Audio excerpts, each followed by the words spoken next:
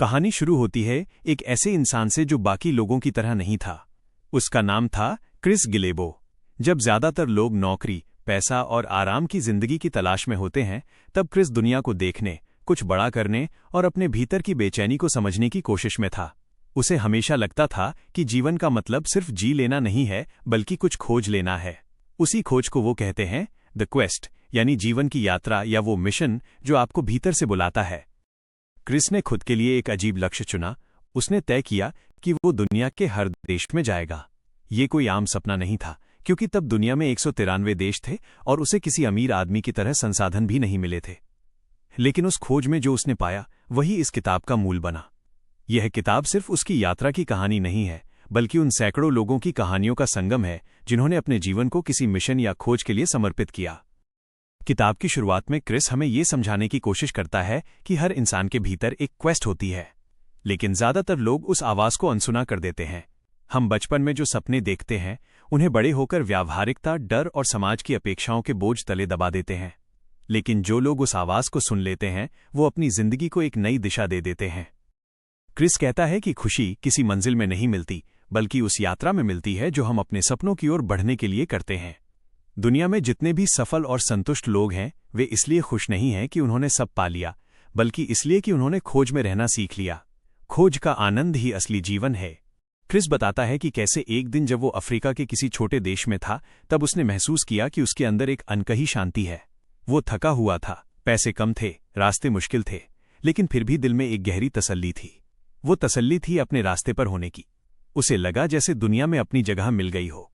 यही वो भावना थी जिसने उसे समझाया कि द हैप्पीनेस ऑफ परस्यूट, यानी खोज में मिलने वाली खुशी, असली आनंद है। इस किताब में क्रिस ने दुनिया भर के कई लोगों की कहानियां बताई हैं जिन्होंने अपनी खुद की यात्राएं शुरू की। किसी ने तय किया कि वो हर दिन एक नई रेसिपी बनाएगा, किसी ने तय किया कि वो बिना पैसे के पूरी दुनिया घूमेगा, किसी ने अपना मिशन बनाया कि वो हजारों लोगों को साफ पानी दिलवाएगा।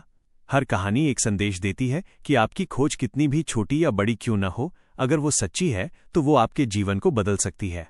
क्रिस बताता है कि किसी भी क्वेस्ट की शुरुआत एक छोटे से सवाल से होती है, क्या मैं ऐसा कर सकता हूं? और धीरे धीरे वही सवाल आपको आगे बढ़ाता है। आप कदम दर कदम चलते हैं, डरते हैं, गिरते हैं, लेकिन हर गिरावट के बाद उठने का जो साहस आता है, वही आपकी असली ताकत बनता है। कई बार लोग सोचते हैं कि जीवन की बड़ी खोजें सिर्फ अमीरों या आजाद लोगों के लिए होती हैं, लेकिन क्रिस इसका उल्टा कहता है। वो कहता है कि खोज शुरू करने के लिए आपको कुछ चाहिए नहीं होता, बस एक सच्चा इरादा चाहिए। उसके अनुसार खोज की सबसे बड़ी बाधा पैसे या संसाधन नहीं है, बल्कि हमारे खुद के बहाने हैं। हम अपने डर, आलस और दूसरों की राय के कारण कभी पहला कदम नहीं उठाते, लेकिन जब आप वो पहला कदम उठा लेते हैं तो दुनिया जैसे आपके साथ चलने लगती है। किताब का एक बेहद दिलचस्प हिस्सा तब आता है जब क्रिस ये बताता है कि उसकी यात्रा आसान नहीं थी। कभी वो वीजा के लिए दूतावासों के बाहर खड़ा रहता, कभी किसी एयरपोर्ट पर रातें गुजारता, कभी पैसे खत्म हो जाते, लेकिन फिर भी उसके चेहरे पर मुस्कान रहती, क्योंकि हर कठिनाई उसे उसकी खोज के और करीब ले जाती। वो लिखता है कि कभी कभी जब आप अपने मिशन के लिए निकलते हैं तो रास्ता खुद बनता जाता है। क्रिस ने इस किताब में ये भी बताया कि हर व्यक्ति की खोज अलग होती है। कुछ के लिए खोज का मतलब खुद को साबित करना है, कुछ के लिए दूसरों की मदद करना और कुछ के लिए किसी सपने को साकार करना। फर्क सिर्फ इतना है कि जो लोग अपनी खोज को जीते हैं, वो जीवन में गहराई महसूस करते हैं। उन्हें हर सुबह उठने की एक वजह होती है। कई लोगों के लिए क्रिस की बातें अवास्तविक लग सकती हैं, लेकिन जब वो उदाहरण देता है तो लगता है कि ये बातें बिल्कुल असल जिंदगी से जुड़ी हैं। जैसे एक माँ की कहानी जिसने तय किया कि वो अपने बेटे की याद में 100 देशों में जाए और वहाँ के बच्चों के लिए किताबें छोड़ेंगी, या एक व्यक्ति की जिसने अपना जीवन मिशन बना लिया कि वो सब जगह जाकर स्थानीय भाषाओं में गाना गाए। क्रिस कहता है कि खोज शुरू करना मतलब अपने अंदर की आग को पहचानना, उस आग को जो रोजमर्रा की जिंदगी में धीरे धीरे बुझ जाती है। जब आप किसी बड़ी खोज में लग जाते हैं तो वही आग फिर से जल उठती है। आप खुद को ज्यादा जिंदा महसूस करते हैं, हर दिन का मतलब बनने लगता है। वो ये भी समझाता है कि हर खोज में डर होता है, लेकिन डर से भागना नहीं, उसे साथ लेकर चलना सीखो, क्योंकि डर का मतलब है कि तुम सही दिशा में हो। अगर तुम डर नहीं रहे तो शायद तुम बहुत छोटा सपना देख रहे हो। वो कहता है कि हर बड़ी खोज के पीछे एक गहरा डर होता है, लेकिन उसी डर को पार करके इंसान अपनी असली क्षमता को पहचानता है। किताब में कई बार क्रिस इस बात पर जोर देता है कि खुशी किसी नतीजे में नहीं बल्कि सफर में है। बहुत से लोग सोचते हैं कि जब उनका लक्ष्य पूरा हो जाएगा तब वो खुश होंगे, लेकिन क्रिस कहता है कि असली खुशी तब होती है जब आप लक्ष्य की ओर बढ़ रहे होते हैं। रास्ते में जो संघर्ष, अनुभव और सीख मिलती है, वही असली आनंद है। वो ये भी कहता है कि हमें अपनी खोज को दूसरों से तुलना नहीं करनी चाहिए। हर इंसान की कहानी अलग होती है। किसी की खोज दुनिया घूमना हो सकती है, किसी की एक छोटा बिजनेस शुरू करना, किसी की एक किताब लिखना या किसी रिश्ते को सुधारना। बस जरूरी यह है कि आप अपनी खोज को सच्चाई से जिएं। कहानी आगे बढ़ती है और क्रिस हमें बताता है कि कैसे उसने यात्रा के दौरान सीखा कि लोग तब सबसे ज्यादा खुश होते हैं जब वो किसी ऐसे काम में लगे होते हैं जिसका उनके दिल से कोई मतलब हो। चाहे वो काम छोटा हो या बड़ा, अगर वो दिल से जुड़ा है तो वो आत्मा को तृप्त करता है। वो एक युवा लड़की की कहानी साझा करता है जो अपने देश के गरीब बच्चों को पढ़ाने के लिए निकली थी। उसके पास न पैसा था, न साधन, लेकिन उसके भीतर का जुनून इतना गहरा था कि उसने हजारों बच्चों की जिंदगी बदल दी। क्रिस कहता है, यही असली खुशी है जब आप किसी मकसद के लिए जीते हैं। वो ये भी बताता है कि खोज का मतलब हमेशा बाहरी यात्रा नहीं होता। कई बार ये यात्रा भीतर की होती है। आप अपने डर, अपनी असफलताओं, अपनी सीमाओं को समझते हैं और उन्हें पार करते हैं। ये आत्मा की यात्रा है जो आपको अपने असली रूप से मिलवाती है। जैसे जैसे आप अपनी खोज में आगे बढ़ते हैं, आप महसूस करते हैं कि जीवन में दिशा मिल गई है। चाहे मंजिल कितनी भी दूर हो, लेकिन रास्ते में मिलने वाला अनुभव आपको बदल देता है। आप वही इंसान नहीं रहते जो शुरुआत में थे। यही खोज की सबसे सुंदर बात है, ये आपको एक नया इंसान बना देती है। क्रिस कहता है कि हर खोज की शुरुआत एक विचार से होती है, लेकिन वो विचार तभी असली रूप लेता है जब हम उस पर चलने का फैसला कर लेते हैं।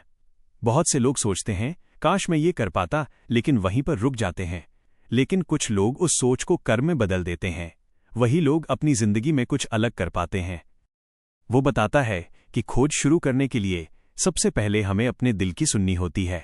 हमें ये समझना होता है कि हम किस चीज के लिए भीतर से खिंचाव महसूस करते हैं। ये जरूरी नहीं कि वो चीज बड़ी हो या दुनिया बदलने वाली हो। वो कुछ साधारण भी हो सकती है, जैसे हर दिन एक नई किताब पढ़ना, किसी पहाड़ी जगह की हर ट्रेल पर जाना या फिर किसी भाषा को पूरी तरह सीख लेना। खोज का असली अर्थ ये नहीं कि आप दुनिया घूमें, बल्कि यह है कि आप किसी ऐसी चीज की ओर बढ़ें जो आपको भीतर से जीवित महसूस कराए। क्रिस अपनी यात्रा के शुरुआती दिनों की बात करता है जब उसने फैसला किया कि वो पूरी दुनिया देखेगा। उस वक्त उसके पास बहुत पैसे नहीं थे। वो बताता है कि उसने सस्ते टिकट खरीदे, कभी एयरपोर्ट पर रातें गुजारी, कभी दोस्त के घर रुका। कई बार उसे लगा कि अब आगे नहीं जा पाएगा, लेकिन हर बार एक बात उसे आगे बढ़ाती रही, मैंने वादा किया है खुद से। यही वो ताकत थी जो उसे चलते रहने की हिम्मत देती थी। वो कहता है कि कोई भी खोज तभी टिकती है जब उसके पीछे कोई गहरा मतलब हो। अगर आप सिर्फ दिखावे के लिए या दूसरों को प्रभावित करने के लिए कुछ करते हैं तो वो जल्दी खत्म हो जाएगा। लेकिन अगर आपकी खोज दिल से निकली है तो चाहे कितनी भी कठिनाई आए, आप उसे छोड़ नहीं पाएंगे। क्रिस ने कई लोगों से मुलाकात की जिनकी अपनी अलग खोजें थीं। एक युवक था जिसने तय किया कि वो हर हफ्ते एक नई डिश बनाना सीखेगा ताकि साल के अंत तक 52 नए व्यंजन जान सके। किसी के लिए यह छोटी बात लग सकती है, लेकिन उस युवक के लिए यह जीवन का आनंद बन गया। वो हर हफ्ते कुछ नया सीखने की खुशी महसूस करता, और साल के आखिर में जब उसने पीछे मुड़कर देखा तो उसे एहसास हुआ कि उसने सिर्फ खाना बनाना नहीं सीखा, बल्कि उसने सहनशीलता और निरंतरता भी सीखी। क्रिस कहता है कि यही खोज का जादू है। आप किसी चीज की तलाश में निकलते हैं और बीच में खुद को पा लेते हैं। वो एक और उदाहरण देता है, एक महिला का जिसने ये ठाना कि वो हर दिन एक अनजान व्यक्ति से बात करेगी। शुरुआत में उसे बहुत डर लगा, लेकिन कुछ ही हफ्तों में उसने पाया कि वो ज्यादा आत्मविश्वासी और खुली सोच वाली बन गई है। वो कहती है, मैंने सोचा था कि मैं दुनिया को जानूंगी, लेकिन मैंने खुद को जान लिया। यही खोज की असली सुंदरता है। क्रिस बताता है कि हर खोज में 3 चरण होते हैं: शुरुआत का उत्साह, बीच का संघर्ष और अंत की समझ। शुरुआत में सब कुछ नया लगता है, दिलजोश से भरा रहता है। फिर बीच में मुश्किलें आती हैं, थकान, शक और डर हावी होता है। लेकिन अगर आप उस दौर को पार कर लें तो अंत में जो संतोष मिलता है वो अवर्णनीय होता है। वो एक क्लाइंबर की कहानी सुनाता है जिसने ये ठाना था कि वो दुनिया की हर ऊंचाई वाली चोटी पर जाएगा। पहले साल उसने सिर्फ एक ही पहाड़ चढ़ा पाया, दूसरे साल 2 और तीसरे साल 5। बीच में उसके पैर में चोट लगी, परिवार ने मना किया, लेकिन उसने हार नहीं मानी।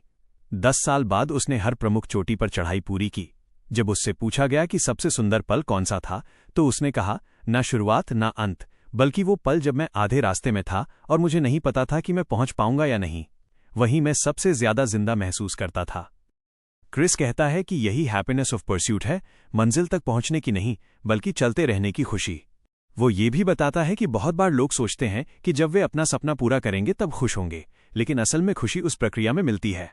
जब आप कुछ ऐसा कर रहे होते हैं जो आपके दिल से जुड़ा है, तो हर छोटा कदम भी आपको आनंद देता है। वो बताता है कि जब वो दुनिया के अलग अलग देशों में जाता था तो हर जगह उसे कुछ नया सीखने को मिलता। कभी कोई अजनबी उसकी मदद करता, कभी कोई भाषा समझ नहीं आती, कभी सामान खो जाता, लेकिन हर बार उसे महसूस होता कि ये सब यात्रा का हिस्सा है। वो कहता है, अगर सब कुछ आसान होता तो शायद ये यात्रा इतनी यादगार नहीं होती। क्रिस एक बहुत महत्वपूर्ण बात कहता है, खोज शुरू करने से पहले जरूरी नहीं कि आपके पास सब जवाब हों। बहुत से लोग सोचते हैं कि उन्हें पहले सब कुछ समझना होगा, प्लान बनाना होगा, फिर शुरू करेंगे। लेकिन सच्चाई ये है कि अगर आप सब कुछ पहले जानना चाहेंगे तो आप कभी शुरू नहीं कर पाएंगे। खोज हमेशा अनिश्चितता से शुरू होती है, और यही अनिश्चितता आपको रोमांच देती है। वो एक बार जापान की यात्रा का जिक्र करता है, जहां उसने एक बुजुर्ग व्यक्ति से मुलाकात की।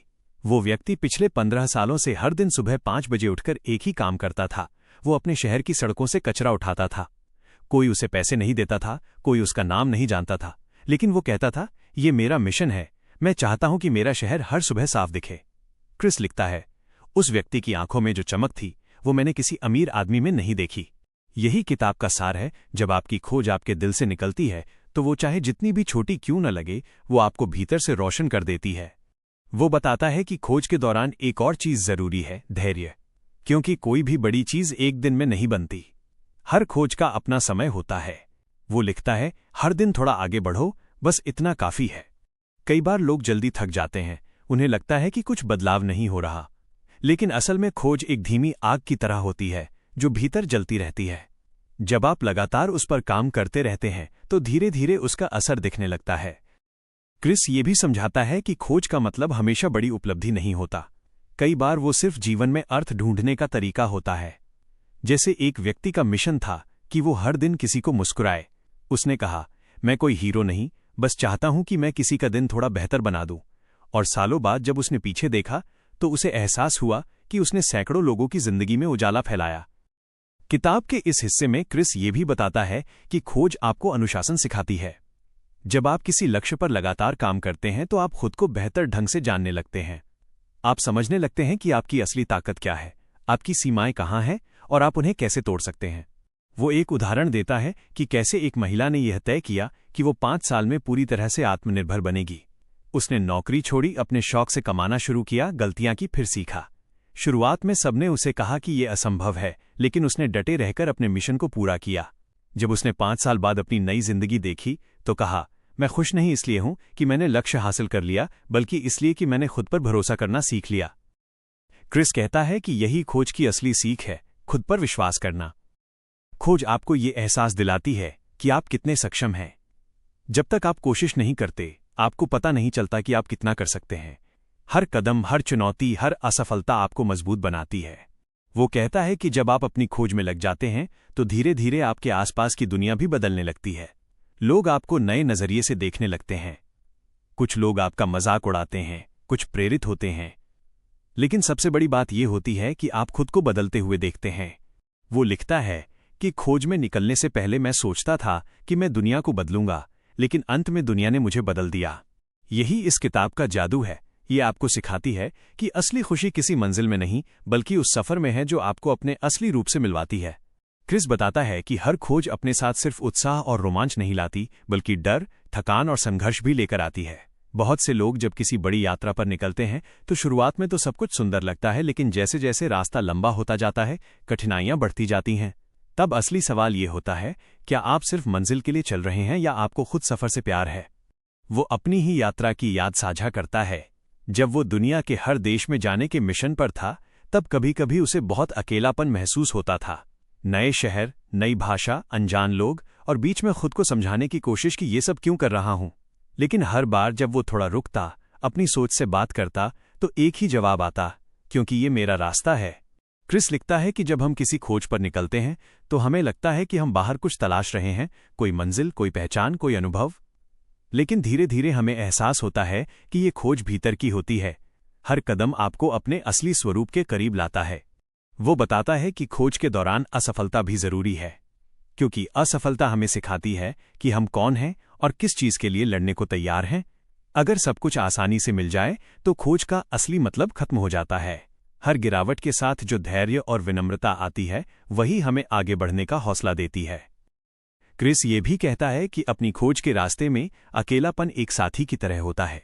कभी कभी आप किसी पहाड़ की चोटी पर होते हैं और चारों ओर सन्नाटा होता है, लेकिन भीतर एक आवाज गूंजती है, मैं यहां तक पहुंचा हूं क्योंकि मैंने डर के बावजूद कदम बढ़ाया। यही वो एहसास है जो जीवन में गहराई लाता है। वो कहता है कि खुशी का मतलब हमेशा मुस्कुराना नहीं होता, बल्कि अर्थपूर्ण जीवन जीना होता है। जब आप किसी मकसद के लिए जीते हैं तब आपके हर दुख में भी एक गहराई होती है। आप थकते हैं पर वो थकान मीठी लगती है। आप गिरते हैं पर जानते हैं कि यह गिरना व्यर्थ नहीं है।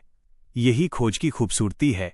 वो एक बार अपनी मुलाकात का जिक्र करता है एक ऐसे व्यक्ति से जो 10 साल तक एक ही प्रोजेक्ट पर काम करता रहा। वो एक जहाज बनाना चाहता था अपने हाथों से, बिना किसी मशीन की मदद के। लोग उसका मजाक उड़ाते थे।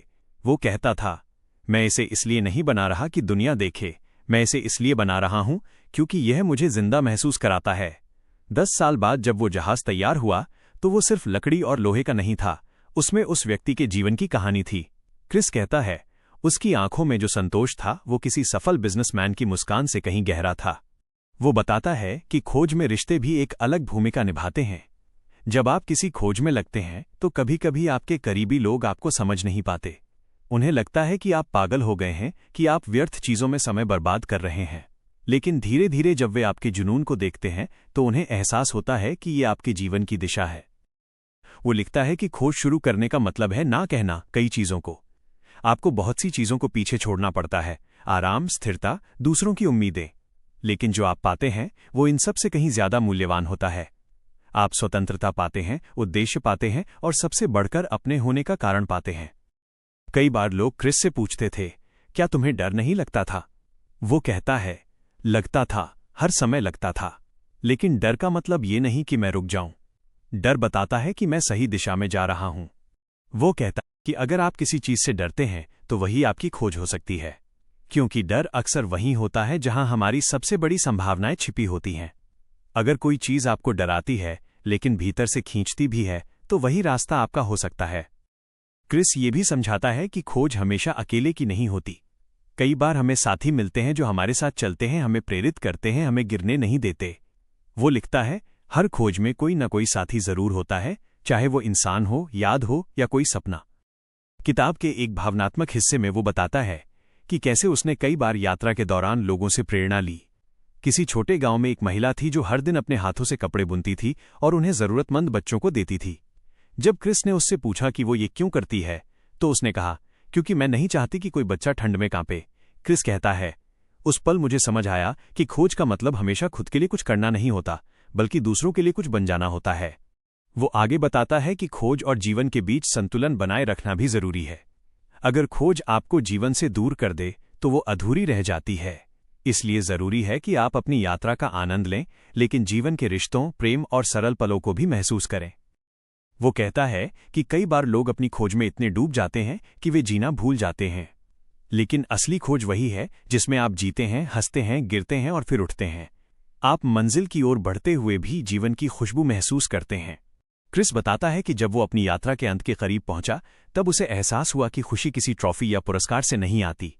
खुशी आती है उस अनुभव से कि आपने अपनी पूरी कोशिश की, आपने अपने दिल की आवाज सुनी और आप उस रास्ते पर चले जो आपके लिए सच्चा था। वो लिखता है, जब मैंने आखिरी देश में कदम रखा तो मुझे जीत जैसा एहसास नहीं हुआ, बल्कि ऐसा लगा जैसे एक लंबी प्रार्थना पूरी हो गई हो। किताब के आखिरी हिस्सों में वो ये समझाने की कोशिश करता है कि खोज का असली उद्देश्य मंजिल तक पहुंचना नहीं, बल्कि खुद को बदलना है। आप जब अपनी यात्रा शुरू करते हैं तो एक व्यक्ति होते हैं और जब खत्म करते हैं तो कोई और। आप ज्यादा समझदार, धैर्यवान और विनम्र बन जाते हैं। वह कहता है कि हर व्यक्ति को अपनी खोज ढूंढनी चाहिए, चाहे वो कितनी भी छोटी क्यों ना हो। अगर आपकी खोज है कि आप हर दिन थोड़ा बेहतर बने तो वही आपकी यात्रा है। अगर आपकी खोज है कि आप किसी की मदद करें तो वही आपका मकसद है। दुनिया की सबसे सुंदर खोज वही होती है जो आपको अर्थ देती है। वो ये भी बताता है कि कभी कभी खोज का अंत नहीं होता। आप एक लक्ष्य पूरा करते हैं और फिर एक नया शुरू हो जाता है। यही जीवन की सुंदरता है कि यात्रा कभी खत्म नहीं होती। किताब का अंत एक शांत लेकिन गहरे भाव से होता है। क्रिस लिखता है, मैंने ये नहीं सीखा कि दुनिया कितनी बड़ी है, बल्कि ये सीखा कि मैं उसमें कितनी जगह लेता हूं। मैंने ये नहीं पाया कि खुशी कहाँ है, बल्कि ये समझा कि खुशी वहीं है जहां आप खुद को सच्चाई से जीते हैं। वो कहता है कि द हैप्पीनेस ऑफ परस्यूट का अर्थ यही है, जब आप अपने उद्देश्य की ओर बढ़ते हैं, जब आप अपने सपने को जीने की हिम्मत करते हैं, तो हर कदम पर खुशी खुद आ जाती है। वो अंत में ये कहता है कि हर व्यक्ति को एक बार अपनी आत्मा से ये सवाल जरूर पूछना चाहिए, मेरी खोज क्या है, और फिर बिना किसी डर, बिना किसी बहाने के उस दिशा में कदम बढ़ा देना चाहिए, क्योंकि असली जीवन वहीं से शुरू होता है जहां आप अपने भीतर की आवाज को सुनना शुरू करते हैं। वो कहता है कि कोई फर्क नहीं पड़ता कि आपकी उम्र क्या है, आप कहाँ रहते हैं, या आपके पास कितना है, जब तक आपके भीतर खोज की ज्वाला जलती है तब तक जीवन में अर्थ है। क्रिस गिलेबो की यह किताब एक साधारण यात्रा की कहानी नहीं है, बल्कि यह आत्मा की पुकार है। ये हमें याद दिलाती है कि हम यहाँ सिर्फ सांस लेने नहीं आए हैं, बल्कि कुछ खोजने आए हैं, अपनी क्षमता, अपने सपने और अपनी खुशी। और अंत में वो मुस्कुराते हुए लिखता है, खुशी मंजिल में नहीं बल्कि चलते रहने में है। जब क्रिस अपनी यात्रा के अंत में पहुंचा, तब उसके पास कोई बड़ी दौलत नहीं थी, न कोई चमकदार पुरस्कार, न ही कोई भव्य स्वागत। बस एक शांत मन, एक गहरी समझ और जीवन के प्रति नया दृष्टिकोण था। उसने पूरी दुनिया घूम ली थी, सैकड़ों देशों में हजारों लोगों से मिला था, लेकिन सबसे बड़ी खोज उसने अपने भीतर की थी। वो कहता है कि उसे शुरुआत में लगता था कि वो कुछ हासिल करने के लिए यात्रा कर रहा था, शायद पहचान, शायद संतोष। लेकिन अंत में उसे एहसास हुआ कि यात्रा का मकसद कुछ पाने का नहीं, बल्कि खुद को पहचानने का था। उसने महसूस किया कि जीवन की असली खुशी उस क्षण में होती है जब आप अपनी आत्मा की आवाज सुनते हैं और उसके अनुसार कदम बढ़ाते हैं। वो लिखता है कि जब वो किसी छोटे गांव में किसी अजनबी के साथ बैठकर भोजन करता था, तो वो सिर्फ खाना नहीं बांट रहा होता था, बल्कि एक एहसास बांट रहा होता था, जुड़ाव का एहसास, जीवन के प्रति समान प्रेम का एहसास। यही जुड़ाव, यही साझा अनुभव हर खोज की असली आत्मा होती है। क्रिस बताता है कि खोज कभी खत्म नहीं होती।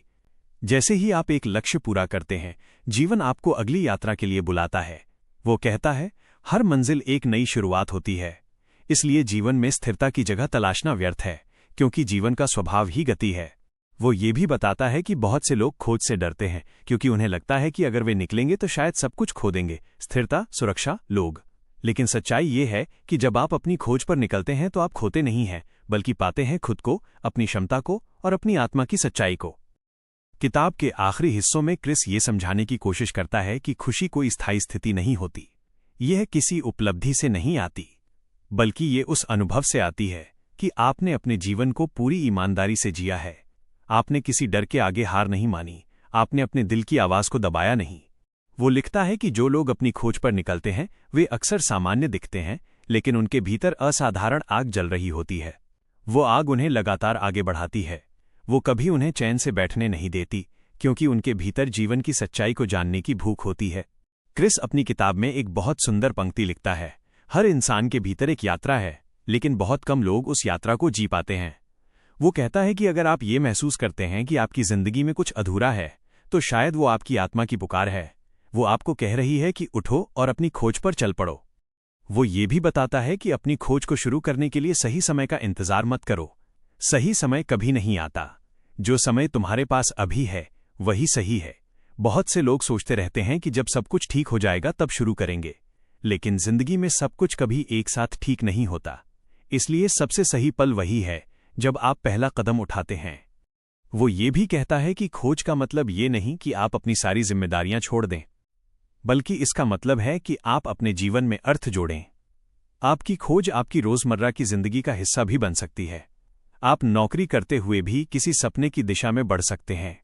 खोज एक मानसिकता है, ये आपके सोचने और जीने के तरीके को बदल देती है। क्रिस कहता है कि जब वो अपने देश वापस लौटा तो उसे बहुत लोग मिले जो पूछते थे, अब आगे क्या? और वो मुस्कुराकर कहता था, अब मैं अगली यात्रा की तैयारी कर रहा हूं। क्योंकि खोज करने वाला कभी रुकता नहीं, वो हर बार नए रास्ते तलाशता है। वो ये भी लिखता है कि खोज आपको विनम्र बनाती है। जब आप दुनिया को देखते हैं, जब आप दूसरों के जीवन की कठिनाइयों और खुशियों को महसूस करते हैं, तो आप खुद के लिए आभारी हो जाते हैं। आपको समझ आता है कि जीवन कितना अनमोल है और आपके पास जो कुछ है वो कितना सुंदर है। क्रिस अपने अनुभवों के माध्यम से बताता है कि खुशी बाहर नहीं मिलती, बल्कि वो अंदर से उपजती है। जब आप किसी अर्थपूर्ण लक्ष्य की ओर बढ़ते हैं, तो वो खुशी अपने आप पैदा होती है। वो किसी वस्तु की तरह नहीं जिसे आप खरीद सकें, बल्कि ये उस अनुभव की तरह है जो धीरे धीरे आपकी आत्मा में बस जाती है। वो कहता है कि दुनिया में दो तरह के लोग होते हैं, एक वो जो जीवन को जैसा है वैसा स्वीकार कर लेते हैं, और दूसरे वो जो जीवन को वैसा बनाते हैं जैसा वे चाहते हैं। खोज वही लोगों की होती है जो दूसरे वर्ग में आते हैं, जो ये मानते हैं कि उनका जीवन उनके अपने हाथों में है और वे उसे अपनी इच्छा के अनुसार ढाल सकते हैं।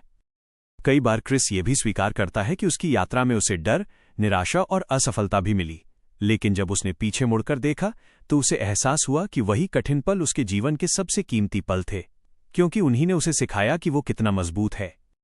वो कहता है कि अगर आपकी खोज आसान लग रही है तो शायद वो असली खोज नहीं है, क्योंकि असली खोज हमेशा आपको आपकी सीमाओं तक ले जाती है, आपको डराती है, आपको बदलती है।